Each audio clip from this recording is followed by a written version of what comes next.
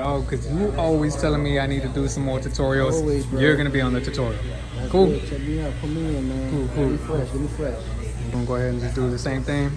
I taper, beard, everything. Sir.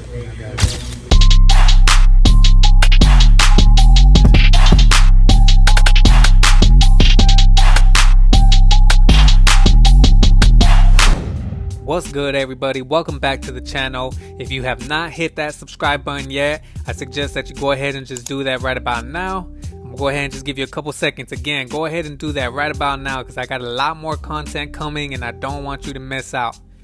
But let's go ahead and just jump into this tutorial. First off, we starting with the number 4 guard and we're going against the grain. His waves come in pretty naturally, so we don't have to worry about, trying to tame it or anything like that. He likes going against the grain, so we're going against the grain. Okay, next up we're going in with the number 3 guard. We did a 4 on top and now we're doing a 3 all the way around on the sides. Now the reason why I do that is because he's thinning a little bit in the crown, so a 3 just kind of takes away that harshness of the thinning. Alright, so we're going to go ahead and just start the blending process. We're going to start it off with a 1.5 guard and we're just going to start fading our way down.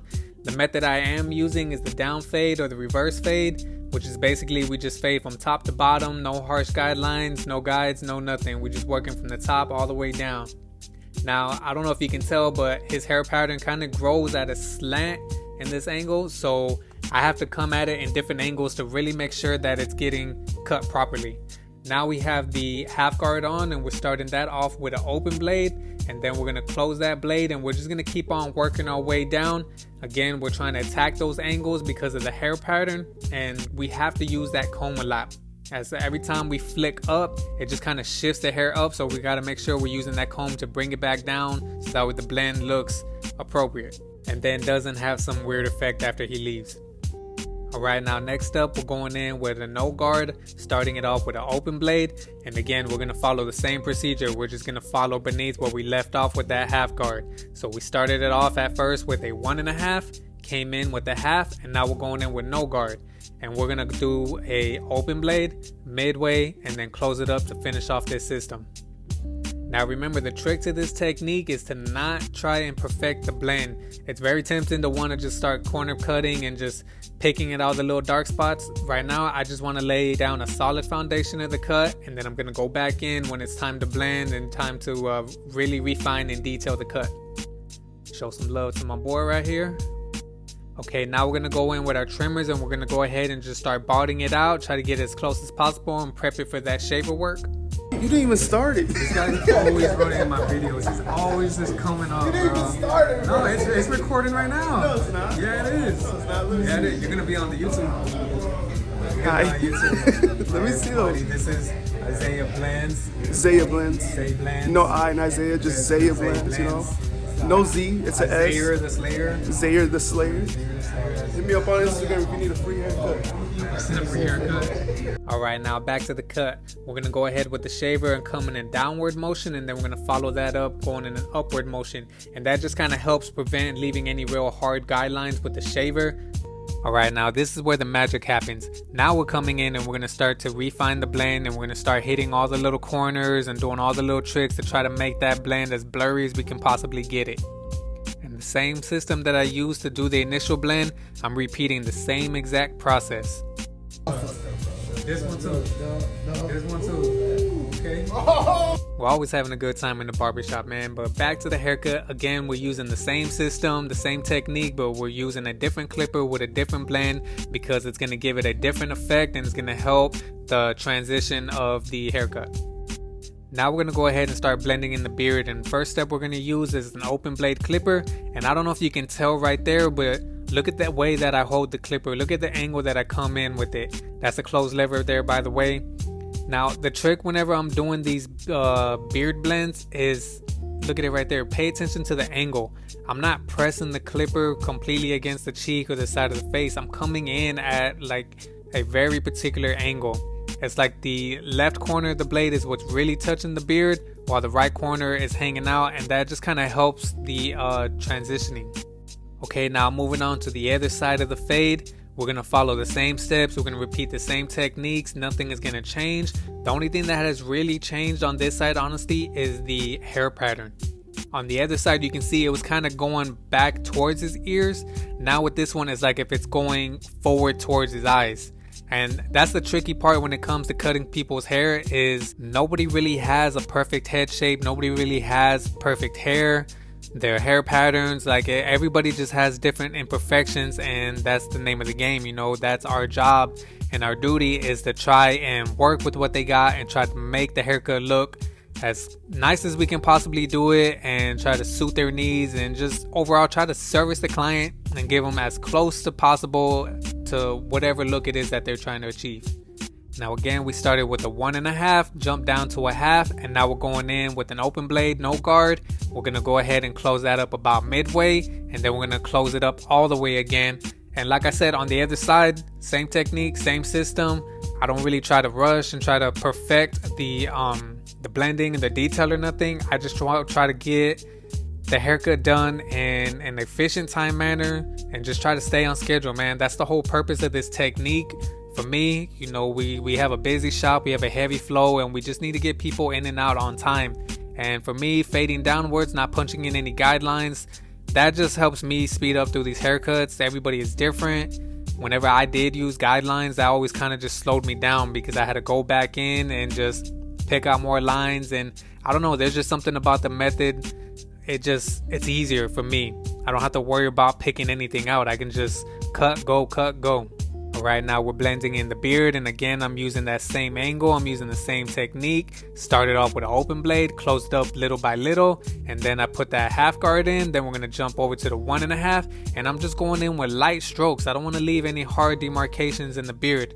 Now right here, I didn't show it on the other side, but I'm using that half guard, and I'm not shaving his mustache down completely. If you could tell, I kind of went in a light flicking motion, because when I go in with the trimmer, it's going to really define his line. Right, now on to the detailing process. Again, we're going to use the same motion, we're going to use the same technique. We're going to start from the top and we're going to work our way down. And I always start off with an open lever and I close it as I work my way down.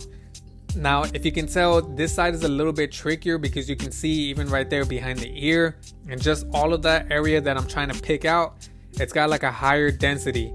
I use a number 3 and it's a number 3 all the way around the head. But right there, it just seems to leave like some more darker spots, and I'm putting in a little more effort with the detailing process, always just trying to use those corners. And I always start with a bigger guard first and then go lower and lower little by little, just try to be real safe, and I don't want to come in and cut too much. So we're using those corners. We start with an open blade, we close it up. Now, like I said, because this side is a little bit trickier, I'm going to go in and I'm going to do something a little bit different. Look, as you can see right here, I'm going back in with the 1.5 guard because that half guard just wasn't doing it. So like I said, we're going to do something a little bit different, and this always gets me out of troubles, is we're going to come in with the shear over comb. Now with the shear over comb, I can get down like a little bit more precise, be a little more particular with the cuts, because I can see exactly what I'm going for. I'm using the corner of the comb and I'm using the very tips of the shears, and I'm just really picking at those dark spots, those real tough spots that the clippers just aren't doing it. And this is a technique that's pulled me out of a lot of troubles, a lot of headaches. As you can see right here, look, I'm going to come in and I'm going to start doing these kind of point cutting methods. Again, this is going in there and just clipping into those dark spots. If you haven't used this technique, I suggest using it. It's going to help, especially with people that have straight hair. Now we're moving on to the back of the head, and we're just going in with a 3 guard. Just going to try to take down some of that little excess bulk that I didn't get from earlier. Alright, now moving on to the back side, we're going to follow the same system, the same technique. We're going to go in with the 1.5, then we're going to drop it down to a half, and then we're going to go in with no guards, and we're just going to, repeat the same process. Again, I always start the blend off with a fade blade, and then I go in there with a taper blade and just detail whatever I need to, and if needed, pull out the shears and just do some shear work. But again, guys, it does not matter what technique that you use. As long as you are staying on time and your client is happy, then it doesn't matter what technique or system that you use. Clients really do not care how we cut their hair. They don't care what tools that we use. That is just a barber thing. That is just something that barbers are interested in. But if the final product is good and your client likes it, then hey, you did your job. Alright, so because we did go against the grain earlier, I'm going to go ahead and go with the grain. I went ahead and just put on a number 2 guard, and I did the sides with a close, and then on the top I used an open lever just to play it safe, and then I closed it up just to catch those little flyaways, you know, just lay the hair down and just make it look a little more sleek, a little more nicer. And just remember to be very careful and just watch the hair patterns. You don't want to cut too much off when you're doing this technique. Now we're going to go ahead and start the lineup process. And I know it's said all the time, but it's very vital when you're doing haircuts to want to try to keep the hairlines very natural, because when the regrowth comes back, it just doesn't look good, man. You know, there are some instances where when clients will request, you know, push it in a little bit, try to go a little bit tighter, get a nicer cut. But for the most part, you want to try to keep it natural as possible. Now, I don't know if you noticed it earlier, but whenever I do the lineup on the facial, I never really turn the trimmer upside down. Like you can see right here, the way that I did the mustache, I never do it where I hold the trimmer upside down. Like for me, for some reason, it just feels uncomfortable because I feel like the client can feel the machine on their cheekbone, or it's blocking their eye, or, you know, whatever the angle is that you're coming at it with. For me, it just feels uncomfortable. So I always just come in and just end up the facial hair the same way that I would the hairline, like this. Now again, you know, we're just trying to keep it natural. We are going to come in with the enhancement, so that's going to give us, you know, that really sharp finish. But I always try to keep it very natural, because when the client goes home and when the enhancements wash off, and, you know, after about a day or so, I still want the lineup to still look pretty good with or without the enhancements. And now when applying enhancements, I always just try to keep it very natural. I try to go in at an angle so that way it gives off like a light mist. I want the client to look good when they leave out the chair, but I also want the haircut to stay fresh and stay clean even after they leave the chair. And now we're here at the end, and we're just doing the detail work with the razor, just really trying to sharpen those lines, just really trying to refine it. And it's so crazy, man, how the razor, how the lineup, how it brings the whole blend together. The razor just really gives it that extra pop. So fresh and so clean, bro. And that is it, guys. This is the end result. I hope all the information was helpful. Make sure to follow me on my other platforms, and please, guys, don't forget to like, share, and subscribe. They look good, bro. Look fresh.